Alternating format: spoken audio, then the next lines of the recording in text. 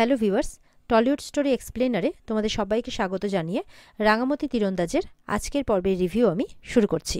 শুরুতেই রাঙা যেই বলেছে যে রথের দিনে তোদেরকে সেই অপরাধীর কাছে আমরা পৌঁছে দেব, তার মুখোশটা আমরা খুলে দেব, যে বড়বাবুর সাথে এত বড় অন্যায় করেছে আর যার জন্য উড়নবাবু আমাকে ভুল বুঝছে।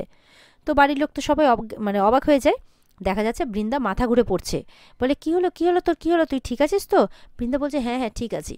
বলে তুই একদম চিন্তা করিস না, আসল অপরাধী কে সেটা তো আমরা জানতে পেরেই গেছি, আর সে পুলিশের নজরেও আছে। বৃন্দা তো প্রচণ্ড ভয় পেয়ে গেছে, রাঙার চোখে চোখ মেলাতে পারছে না, খালি মুখটা ঘুরিয়ে নিচ্ছে। তখন উড়ানবাবু বলছে যে জানতে যখন পেরেই গেছো আসল কালপিটকে, তখন নামটা বলে দিচ্ছ না কেন তার, আর পুলিশকেই বা ধরিয়ে দিচ্ছ না কেন? তখন বলছে হবে রে হবে, পুলিশকে দিয়েও ধরানো হবে, সঠিক সময়টা আসলে ঠিক পুলিশ অ্যারেস্ট করবে, ততক্ষণ পর্যন্ত পুলিশের নজরে আছে। ব্যাস, বৃন্দার কিন্তু অবস্থা একদম খারাপ, আর রাঙা বৃন্দার দিকে তাকিয়ে মুচকি মুচকি হেসে কথাগুলো বলে যাচ্ছে। রাঙা বলছে অপরাধীরা অপরাধ করতে করতে এটা ভুলেই যায় যে তারা কিছু না কিছু একটা সূত্র ছেড়েই যায়, যার জন্য ধরাটা পড়ে যায়। বলছে এবার তোরা দেখবি যে এত বড় ষড়যন্ত্রটা কে করেছিল, বড়বাবুকে তীর মেরে নিজের স্বার্থ সিদ্ধি করতে চেয়েছিল, এবার তোরা তাকে দেখবি। বৃন্দার অবস্থা খারাপ। আজকে এই রথের দিনে বাড়িতে সবার মিলন উৎসব হবে, আর অনেকের মুখোশ খুলবে। এদিকে রাঙা বলে টলে চলে যায়। বৃন্দাও তখন কাঁপতে কাঁপতে বলছে মা আমি একটু আসছি, সভ্যকে রেডি হতে বলি, এই বলে তাড়াহুড়ো করে চলে যায়। দেখে একটু অবাক হয় একলব্যের মায়েরা, কিন্তু কিছু মনে করে না। তারপর দেখা যাচ্ছে একলব্যের মা একলব্যকে কিছু একটা যেন বলে দিচ্ছে। ওদিকে ঘরে গিয়ে বৃন্দা সিম কার্ড চেঞ্জ করছে, ফোন করবে। ওদিকে দেখা যাচ্ছে সুব্রত একটা মেয়েকে আবার জুটিয়ে ফেলেছে, তাকে নিয়ে বেশ মস্তিতেই আছে। ঠিক তখন আবার তাকে কতগুলো টাকাও দিচ্ছে, মেয়েটা আবার টাকা পেয়ে খুব খুশি। তখন সুব্রতর ফোনে একটা ফোন আসে, বৃন্দার ফোন। বলে ধুর ছানা পোড়া, এই বৃন্দাও যে এখন কেন ফোন করে। তখন মেয়েটাকে বলছে তুমি একটু পাশের ঘরে যাও, আমি আসছি। বৃন্দা বলছে কোথায় তুমি সুব্রতদা? এদিকে রাঙা বলছে আজকে রথের দিনে নাকি সবাইকে এক্সপোজ করবে, সবাইকে নাকি ধরে ফেলবে, সবাইকে নাকি বুঝতে পেরে গেছে পুলিশ নাকি নজরে রেখেছে। তুমি কি কোনোভাবে রাঙার টার্গেটে আছো? কোনো সূত্র ছেড়ে দাওনি তো তুমি? ও তো বলছে বাবাকে যে তীর মেরেছে সে তো নাকি পুলিশের নজরে আছে। বলছে কোথায় আছো তুমি? সুব্রত বলছে আমার তো যেখানে থাকার আমি সেখানেই আছি, তুমি কিছু চিন্তা করো না, আমাকে ধরতে পারবে না, পুলিশ অত সহজ নয়। ওদিকে রাঙা তো টোপ ফেলেছে, জানে এবার টোপটা গিলবে বৃন্দা, তো সেই জন্য রাঙাও কিন্তু পুরো মোবাইলে ভিডিও করছে, রেডি হয়ে গেছে পজিশনে। আর বৃন্দা সমস্ত কথাবার্তা পজিশন সব কিছু একদম ভিডিও রেকর্ড চলছে। বৃন্দা বলছে তাহলে রাঙা সন্দেহ করছে কাকে, কি করে বুঝতে পারলো? তাহলে কি রাঙা আমাকে সন্দেহ করছে? আরে আমি তো কিছু বুঝতে পারছি না। শোনো, আজকে রথের অনুষ্ঠানে তুমি ছদ্মবেশে আসবে, আর রাঙা মুখ খোলার আগে তোমাকে রাঙাকে শেষ করে দিতে হবে। ব্যাস। রাঙা তো এটা শুনে অবাক হয়। সুব্রত বলছে যে আমাকে ধরে ফেললে তো পুরো একদম ছাতু করে দেবে মেরে। বলে আমি কিচ্ছু জানি না, তোমাকে আজকে এই কাজটা করতেই হবে, রাঙার মুখ যেভাবে হোক বন্ধ করতে হবে। এই বলে ফোনটা রেখে দেয়, আর পুরোটা রাঙা ভিডিও করে নেয়। রাঙা বলছে মনে মনে এবার তোদের আর নিস্তার নাই রে, এই বাড়ি থেকে তোকে বের করে তবেই আমি শান্তি পাবো, এই পরিবারের সঙ্গে তো সমস্ত সম্পর্ক ঘুচিয়ে দিয়ে তবেই আমি দম নেব, তুই এই পরিবারের বিষ গাছ। ওদিকে রাঙাকে ফোন করে বলছে সত্যজিৎ যে ওই নাম্বারগুলোর মধ্যে একটা নাম্বার তোমাদের বাড়ি থেকেই, এমনকি তোমার বড় বৌদি বৃন্দার রুম থেকেই কিন্তু আমরা ট্রেস করতে পেরেছি, এমনকি তার ভয়েসটাও আমরা ট্রেস করে করেছি। বলছে তোমাদের বাড়ির বড় বৌদিদি সুব্রতদার সাথে কনভারসেশন করছিল, আমরা সমস্তটাই রেকর্ড করে নিয়েছি। রাঙা বলছে হ্যাঁ আমার কাছেও ভিডিও করা আছে। রাঙা বলছে বড় বৌদিদি যখন লুকিয়ে কথা বলছিল সুব্রতদার সাথে, আমিও লুকিয়ে ভিডিওটা করে নিয়েছি। সত্যজিৎ বলছে গ্রেট, তাহলে আমি ওয়েট করছি কেন, আমি এক্ষুনি আমার ফোর্স নিয়ে তোমার বাড়িতে আসছি বৃন্দাকে অ্যারেস্ট করতে, আর ওদেরকে এগোতে দেওয়া যাবে না। রাঙা বলছে এখনই অ্যারেস্ট করিস না, দাঁড়া, আমি বড় বৌদিদির সামনে একটা ছক দিয়েছি, সেই জন্যই তো সুব্রতদাকে ফোন করেছিল, আর বলে আমি রেকর্ডটাও করতে পেরেছি, তোরাও ক্লুটা পেয়েছিস। তো সুব্রতদাকে আমার ক্ষতি করার কাজ দিয়েছে বড় বৌদি, ওই রথের মেলাতে যখনই সুব্রতদা এই কাজটা করতে যাবে তখনই তোরা হাতে নাতে ধরবি, আর এই বড় বৌদিদি আর সুব্রতদাকে হাতে নাতে ধরাটা খুব জরুরি। বলছে তোরা তকে তকে থাকবি, নজরে রাখ, বড় বৌদিদি কিছু বোঝার আগে সুব্রতদাকে পাকড়াও করতে হবে, তারপর সুব্রতদাকে দিয়ে বড় বৌদিকে ফোন করে ডেকে আনতে হবে, তারপর দুজনে যখন এক জায়গায় হবে দুজনকে ধরে এনে সবার সামনে সত্যিটা স্বীকার করাতে হবে। রাঙা বলছে ঠিক আছে, আমাকে এখন বেরোতে হবে, ক্লাবে যেতে হবে, তোরা বরঞ্চ তোদের মতো করে প্ল্যানটা কর, ঠিক আছে? এই বলে ফোনটা রাখে, আর যেই ঘোরে দেখে পেছনে একলব্য। রাঙা এবার ভয় পেয়ে গেছে, উড়নবাবু কি তাহলে আমার প্ল্যানটা শুনে ফেললো?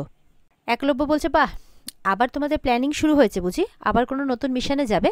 তা বলো ভলেন্টিয়ার আমার পরিবারের সদস্যদের রেখে দিয়ে, তা এবার কার গলাতে তীর ছড়বে?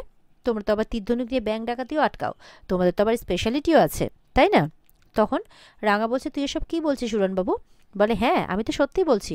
রাঙা বলছে আমি তো তীরধনুকটা ভেঙে ফেলে দিয়েছি। তখন বলছে হ্যাঁ তুমি তো সিম্প্যাথি গেইন করার জন্য তীরধনুকটা ভেঙেছো। তারপর বলছে যাই হোক, যেটা বলতে এসেছি, তুমি রাতে আহিরির সাথে দেখা করতে হোমে গিয়েছিলে? একলব্য বলছে, কেন গিয়েছিলে? কি দেখতে গিয়েছিলে বলো? সে আমার কথার উত্তর দাও রাঙামতি। কি দেখতে গিয়েছিলে? অ্যাক্টিং করছিল কিনা সেটা দেখতে গিয়েছিলে?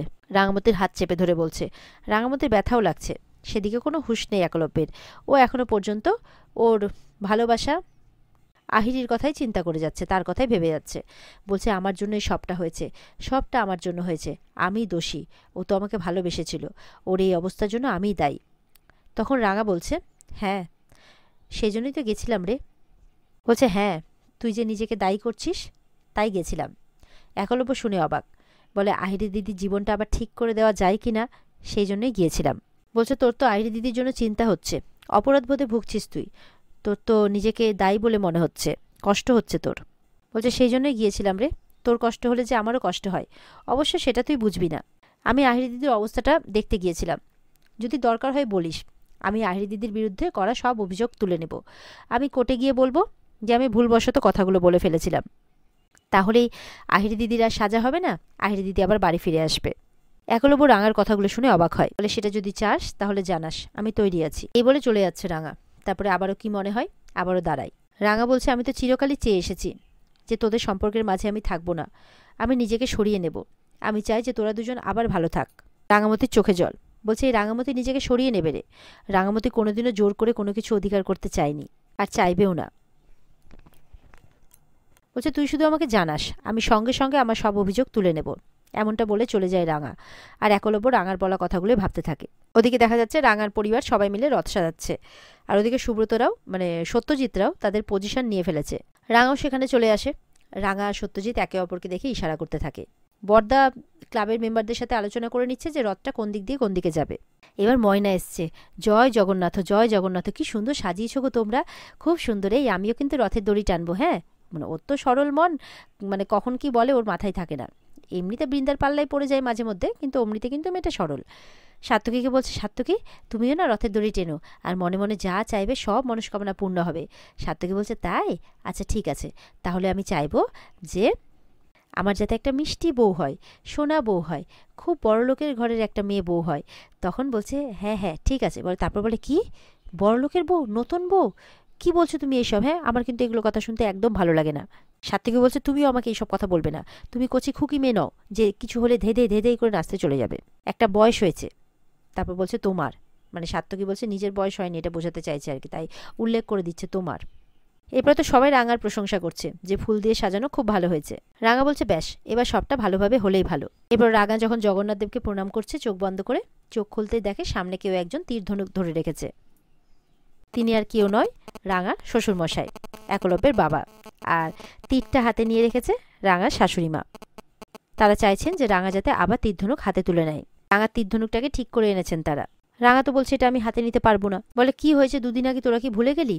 আমার তীর বড়বাবুর গলায় লেগেছিল, তার জন্য বড়বাবুর আজকে কি অবস্থা, কথা বলতে পারছে না মানুষটা। বলছে, না রে, আমাকে তোরা তীর ধনুকটা দিস না, আমার এগুলো চাই না, কিচ্ছু লাগবে না।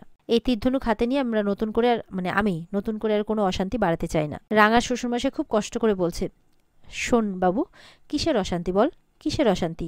আমার সাথে যেটা হয়েছে সেটা তো তোর জন্য হয়নি, এটা তো একটা ষড়যন্ত্র ছিল। রাঙা বুঝতে পারছে মানুষটার কথা বলতে খুব কষ্ট হচ্ছে। বলছে, তুই তীর ধনুক হাতে নিবি না কেন? নে, আমি তোকে দিচ্ছি, তুই নে। রাঙার শাশুড়িমা বলছে, তুই এমনটা কেন করছিস রাঙা? নবারুণ তো নিজে বুঝেছে, আমরা সবাই বুঝেছি, তোর দোষ ছিল না। হ্যাঁ, তোর দোষ ছিল যে তুই একটা বড় ঘটনা, এই যে মিশনে গেছিলি সেটা আমাদের কাছে লুকিয়েছিলি, ব্যাস এইটুকুই, এর থেকে বেশি তো কিছু না।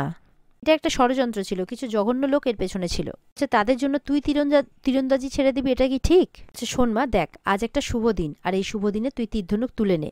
বলছে, এই তীরধনুকই কিন্তু তোর জীবনের সবচেয়ে বড় শক্তি, তোর জীবনের আশ্রয়। এই তীরধনুক ছাড়া তোর জীবন কিন্তু সার্থক হবে না। আমি তোকে বলে দিচ্ছি, একদিন এই তীরধনুক নিয়েই তুই বিশ্ব জয় করবি, আমি জানি।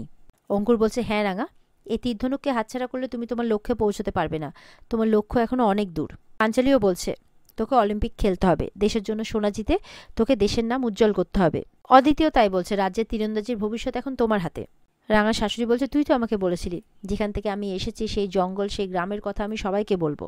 শোন রাঙা, তুই যেখান থেকে এসেছিস সেখানকার মানুষরা কিন্তু তোর থেকে অনেক বেশি পিছিয়ে আছে, তারা কিন্তু অন্ধকারে পড়ে রয়েছে, কিন্তু তুই ওদের দেখাতে পারিস আলোর পথ, তুই ওদের হয়ে লড়তে পারিস রাঙা। আর সেই লড়াইয়ের হাতিয়ার হলো এই তীর ধনুক, তাহলে তুই কেন এটা হাতে তুলে নিবি না? এরপরে পুরো পরিবার রাঙাকে তীর ধনুকটা হাতে তুলে নিতে বলছে। রাঙার শ্বশুরমশাই তীর ধনুকটা এগিয়ে দিচ্ছেন। এদিকে সুব্রত কিন্তু ছদ্মবেশে চলে এসছে, আর বৃন্দাও তার সাথে কথা বলছে যে এই রথটা কোথা কোথা দিয়ে যাবে। সুব্রতকে তককে তককে থাকতে বলছে, ফলো করতে বলছে রাঙাকে, কারণ রাঙাকে তো মারার উদ্দেশ্য নিয়ে এসছে তাই। ওদিকে রাঙা বলছে আমি এটা হাতে নিতে পারবো না, আমি আর অশান্তি বাড়াতে চাই না। তখন বৃন্দা আসে। রাঙা বৃন্দাকে দেখে একটু অবাক হয়, বলছে ওই তো বড় বৌদিদি চলে এসছে, চল এবার আমরা রথটা নিই। রাঙা তো বৃন্দাকে দেখে হাসছে, আর বৃন্দা তত করে ভয় পাচ্ছে। এদিকে রাঙার নজর কিন্তু সুব্রতদাকে খুঁজে বেড়াচ্ছে, আর ওদিকে দেখা যাচ্ছে একলব্যের মা ফোনে কিন্তু কারোর সাথে কিছু কথা বলছে। তখন রাঙা বলছে উড়নবাবু কোথায়, ওকে তো দেখছি না কোথাও। পাঞ্চালি বলছে বলেছিল তো এক্ষুনি চলে আসবে, এখানেই তো আসার কথা। রাঙা তখন ভাবছে তাহলে কি উড়নবাবু আহিরি দিদির কাছে গেছে, আহিরি দিদির শরীরের এই অবস্থা, হয়তো সেখানেই গেছে। এদিকে একলব্যের মা ফোন করে আসার পর নবরণকে কিছু একটা ইশারা করছে, মনে হচ্ছে এই নবরণ আর প্রমিতা মিলে কিছু একটা করতে চলেছে। এরপর পিসিমণি এসে বলে চিৎকার করতে করতে যে ওদিকে একলব্যকে কিছু গুন্ডা অ্যাটাক করেছে। একলব্যের বাবা মার মুখটা দেখে কেন জানি না মনে হচ্ছে যে তারা হয়তো কিছু একটা জানে। এদিকে বৃন্দা আর সুব্রত অবাক হচ্ছে, রাঙা তো প্রচণ্ড চিন্তায় পড়ে যায়, ভয় পেয়ে যায়। আর এখানে আজকের পর্ব শেষ হয়ে যায়। তো বন্ধুরা, এই ছিল আজকের পর্বের রিভিউ। ভালো লেগে থাকলে পর্বকে লাইক কমেন্ট করে জানাতে ভুলবে না, আর আমাদের সাথে জুড়তে আমাদের চ্যানেলকে সাবস্ক্রাইব করতেও ভুলবে না। দেখা হচ্ছে তোমাদের সাথে আগামীকালকে। সবাই ভালো থাকবে, টাটা। আর পর্বের বিস্তারিত দেখতে অবশ্যই স্টার জলসার পর্দায় চোখ রাখবে।